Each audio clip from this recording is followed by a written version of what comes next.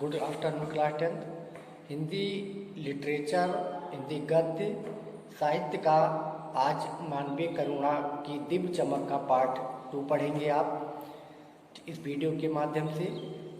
कामिल father Bulcke के जीवन संस्मरण पर आधारित, उनकी स्मृतियों पर आधारित लेखक ने उनके जो कर्म भाव थे, जो उनकी कर्मभूमि थी, जो उनकी लेखन भूमि थी और जो उनके कार्य वृत्ति थे और उनके प्रकृत जो स्वभाव थे, उनके ऊपर कवि ने इनका संस्मरणात्मक शैली में उनके विषय में अपना विवेचन प्रस्तुत किया है। ठीक है, उनके विषय में उनको याद करते हुए, उनके व्यक्तित्व कृतित्व के विषय में जानकारी प्रदान करते हुए हमें भी उनके विषय में जानकारी प्रदान कर रहा है। ठीक, हमने बताया था आपको वीडियो में कि मानवीय करुणा की जो दिव्य चमक है उसमें कैसे मनुष्य अपने दया, विनम्रता और अपने परोपकार भाव इत्यादि भावों के माध्यम से उसका जीवन क्या हो जाता है, सूर्य चंद्र तारों जैसे चमकते उसी प्रकार से उसका भी जीवन चमकित हो जाता है। लेकिन यहाँ पर फादर कामिल बुल्के जो थे, यूरोप में रहने के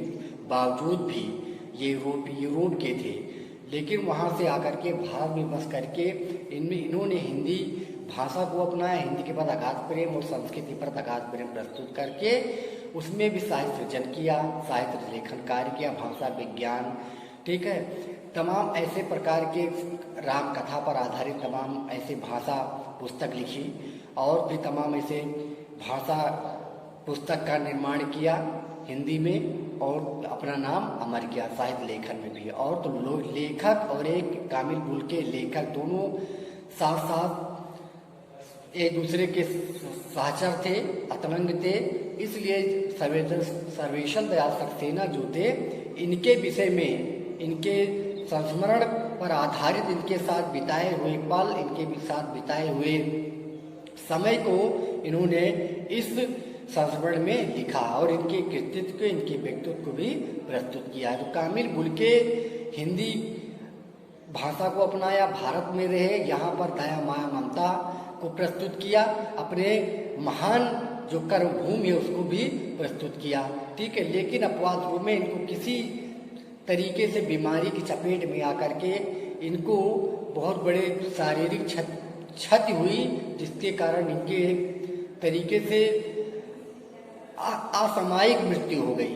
ठीक है, और बहुत कष्ट झेल करके। लेकिन इसीलिए यहाँ पर संस्मरण में लेखक ने कहा था, लेखक ने लिखा है कि कामिल बुल्के का जो मृत्यु हुई थी वो जहरबाद से नहीं होनी चाहिए थी।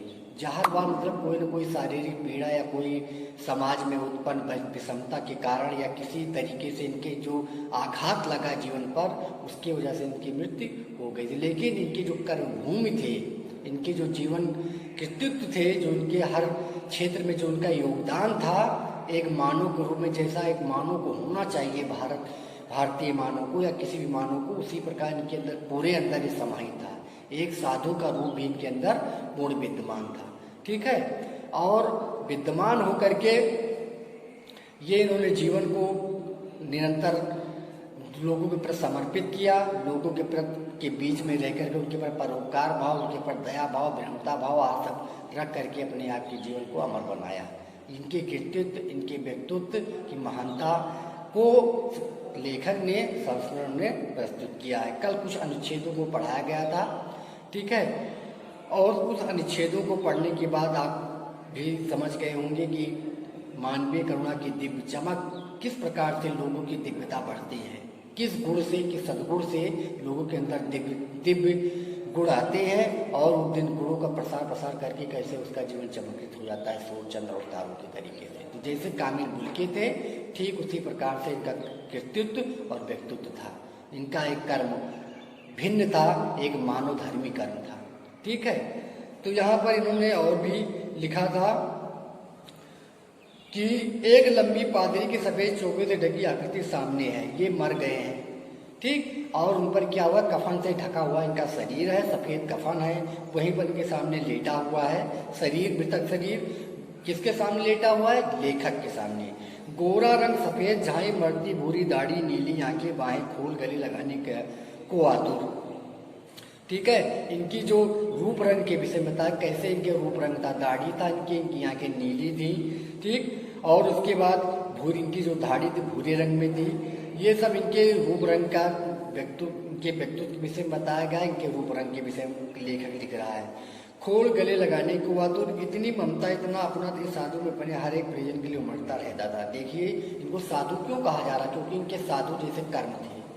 ये वास्तविक सन्यासी नहीं थे, लेकिन गृहस्थ में थे, हर चीज था इनके पास, लेकिन इनके जो सद्गुण थे, एक साधु के जो गुण, एक वास्तविक जो साधु सन्यासी के जो गुण होते हैं वही गुण इनके थे। लोगों को परोपकार करना, लोगों पर दया करना, अहिंसा करना, सारे गुण इनमें विद्यमान थे, ठीक है।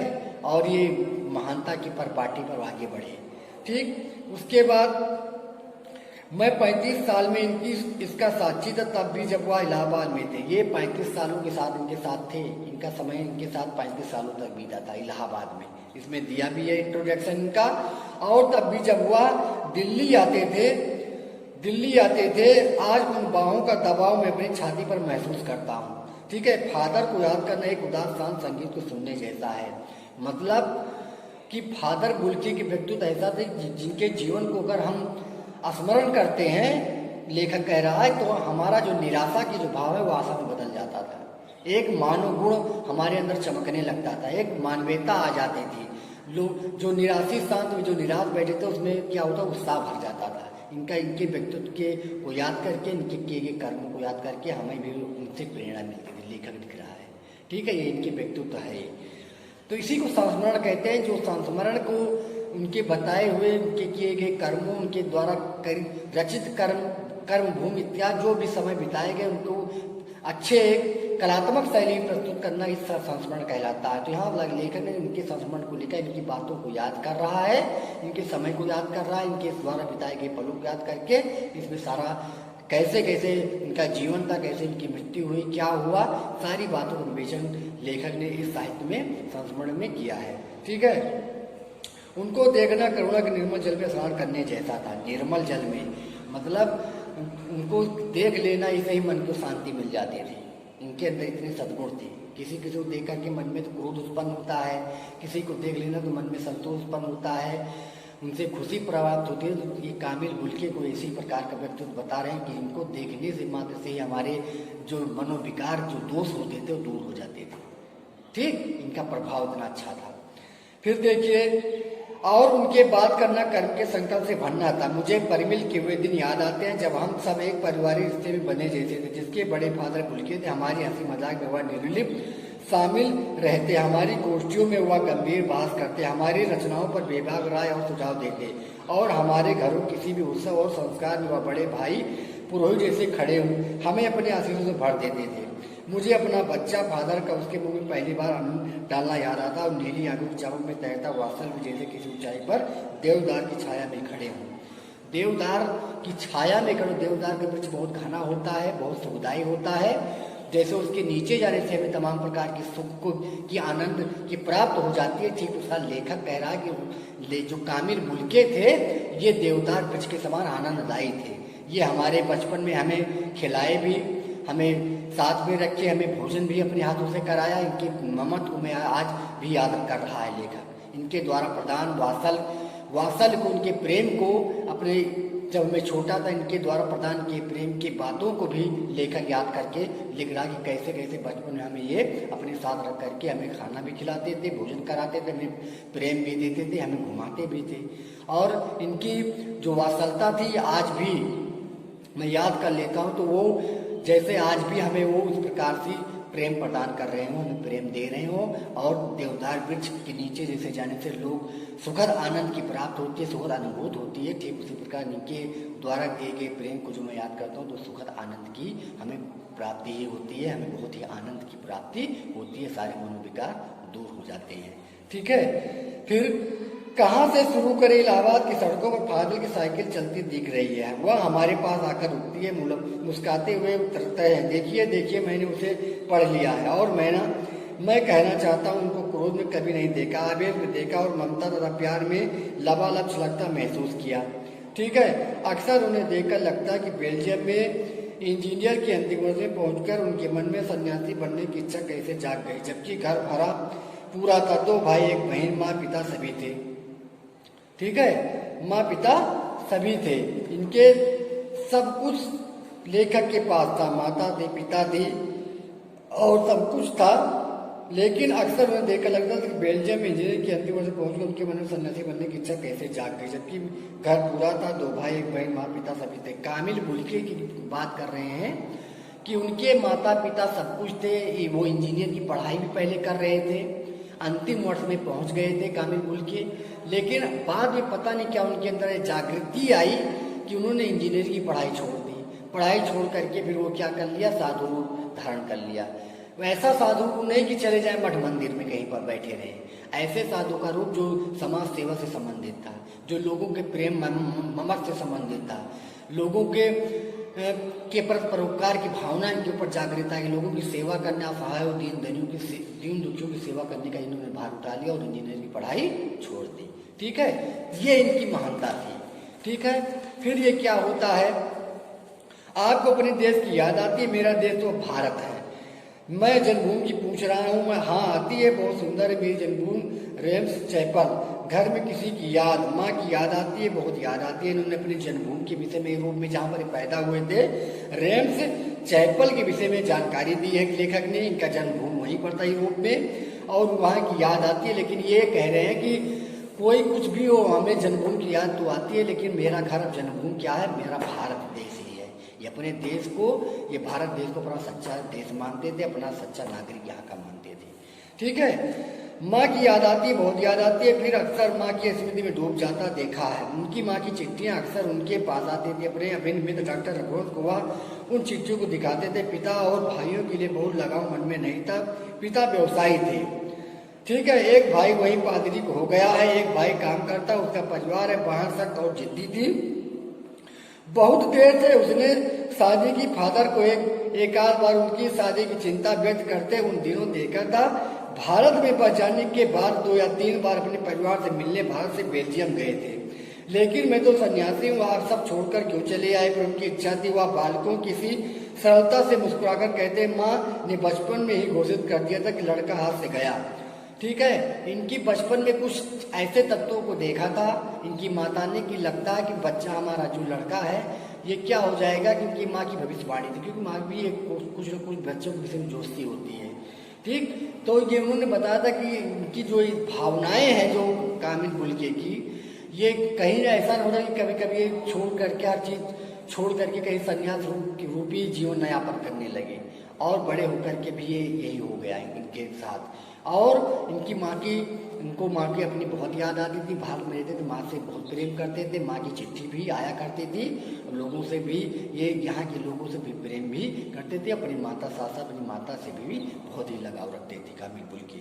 ठीक है, वह बालकों की सरलता से मुस्कुराकर कहते, माँ ने बचपन में घोषित कर दिया था कि लड़का हाथ से गया। और सचमुच इंजीनियरिंग की अंतिम वर्ष की पढ़ाई छोड़कर फादर बुल्के सन्यासी होने जब धर्म गुरु के पास गए और उसका कहा कि मैं संन्यास लेना चाहता हूँ, तो एक शर्त रखी, संन्यास लेते समय संन्यास चाहने वाला शब्द रख सकता है कि मैं भारत जाऊंगा। ठीक, ये जब सन्यासी धर्मगुरु के पास गए कि मैं अब सब कुछ छोड़ देना चाहता हूँ, तो उन्होंने अपने घर बार को छोड़ करके जब यूरोप को छोड़ा तो भारत में आने की शर्त रखी, और भारत में रह करके इन्होंने दया, माया, ममता, करुणा, परोपकार, ठीक, प्रेम इत्यादि भावनाओं से उत्प्रोत होकर के लोगों की सेवा की, लोगों के बीच में समय बिताया, लोगों की मदद सहायता करने के लिए बीड़ा उठाया। ठीक, संपूर्ण समाज सेवा में लगी और लग करके साहित्य लेखन कार्य भी किया।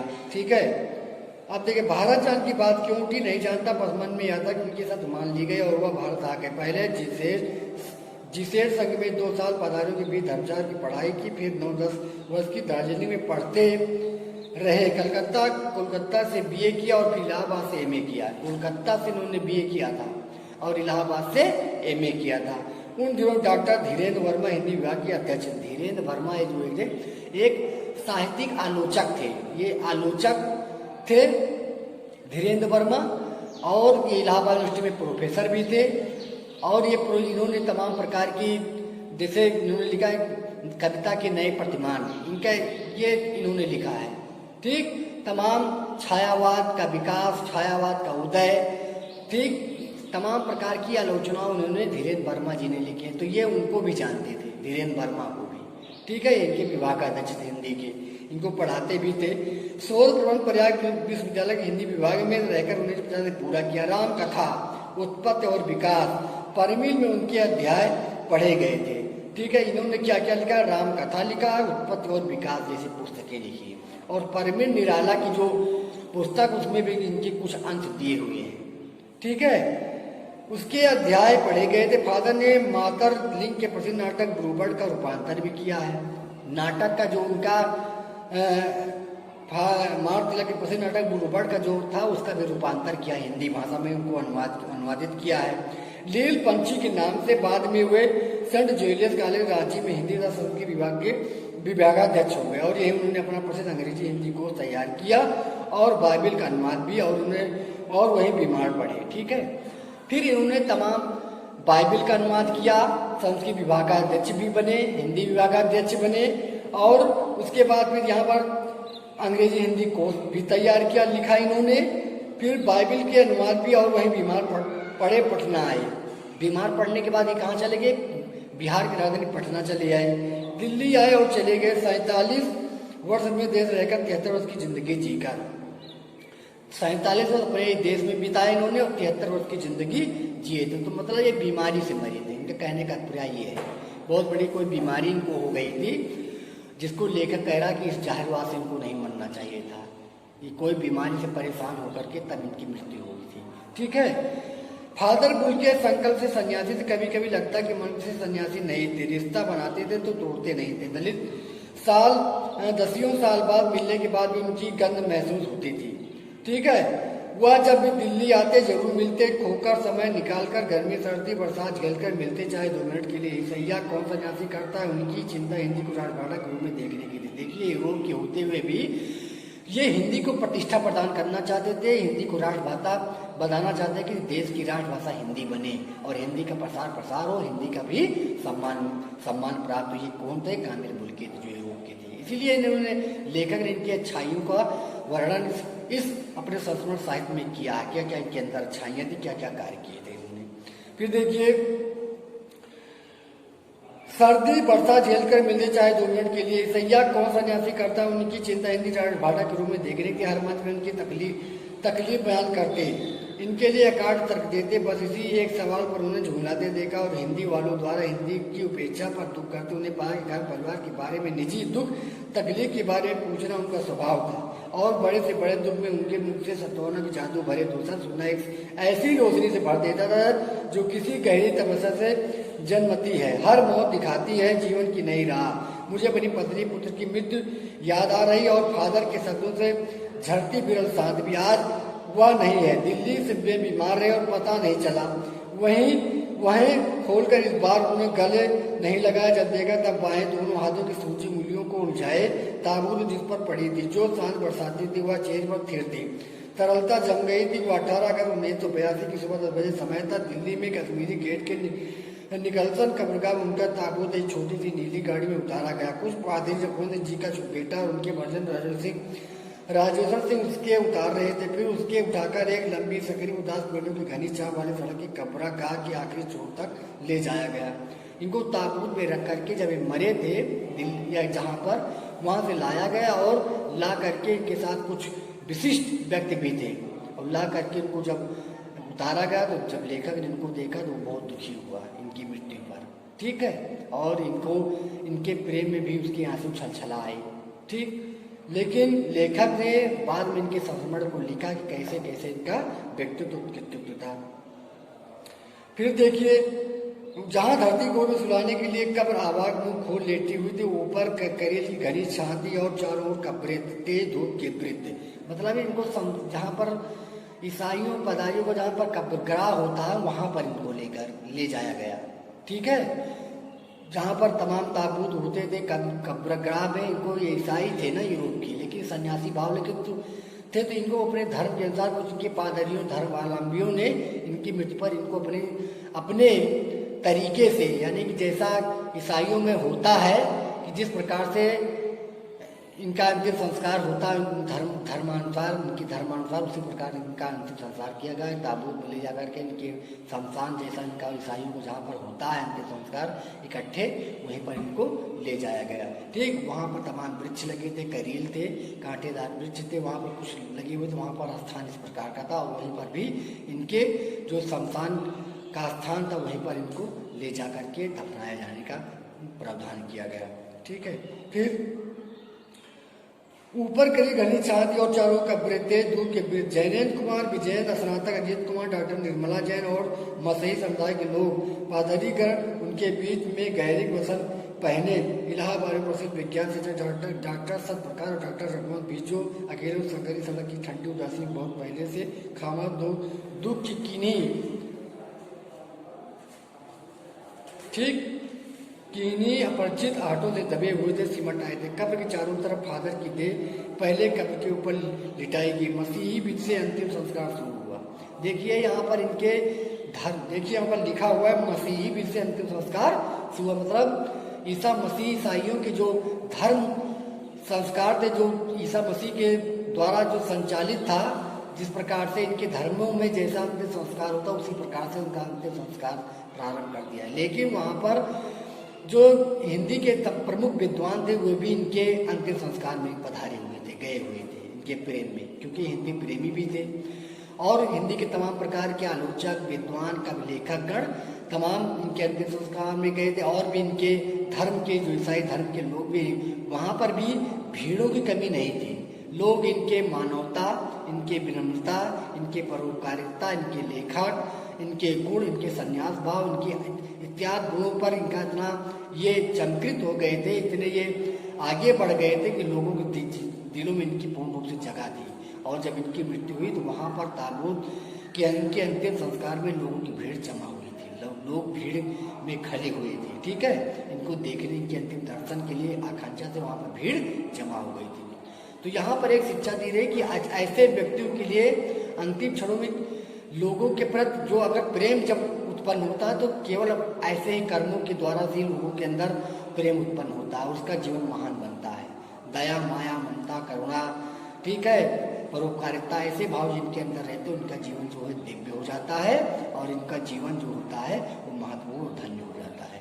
जैसे कामिल मुल्की का वह रहे थे यूरोप के, लेकिन यहाँ का आकर जो उन्होंने कर्म किया अपना अच्छा, उसके अनुसार लोगों में इनके ये लोगों के प्रति इनके प्रति प्रेम था, लोगों में हृदय में निवास करने लगे थे। और लोगों अंतिम संस्कार में वहाँ पर इनके कर्मों से प्रभावित, इनके व्यक्तित्व से प्रभावित वहाँ पर भारी भरकम की भीड़ जमा हो गई थी। ठीक है, तो यहाँ पे इनके व्यक्तित्व का प्रेम को दर्शाया, लेखक ने बताया कि इनके लोग इनको इतने मानने वाले थे। आगे देखते हैं, रांची के फादर पास्कल तूना के द्वारा उन्होंने हिंदी में मसीह से प्रार्थना की। फिर सेंट जीनियस के रेक्टर फादर पास्कल ने उनके जीवन और कर्म श्रद्धांजलि अर्पित करते हुए कहा, फादर गुरु की धरती में जा रहे, धरती में ऐसे रत्न और पैदा हों। डॉक्टर सतप्रकाश ने भी अपनी श्रद्धांजलि में उनके अपूरणीय जीवन में नमन किया, फिर देख कर अपने उतार दी गई।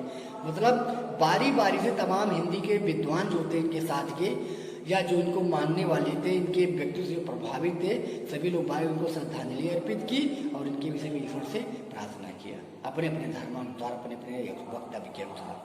फिर देखिए, मैं नहीं जानता सन्यासी ने कभी सोचा था या नहीं कि उनकी मृत्यु पर कोई रोएगा, लेकिन उस क्षण रोने वाली कमी नहीं थी। देखिए यहाँ पर साफ साफ लिखा हुआ है कि ये यूरोप से आए थे, कोई इनको पता नहीं था कि ऐसे व्यक्तित्व के हैं होंगे, कि इनको ये दूसरी जगह के रहने वाले व्यक्ति भारत में रह रहे, कोई इनको मानने वाला होगा कि नहीं, कि को केवल पराया समझे। लेकिन नहीं, इन्होंने अपने कर्मों से, अपने व्यक्तित्व से, अपने वासलता से, अपने तरीकों से, अपने कर्मभूमि से लोगों को अपना बना लिया था।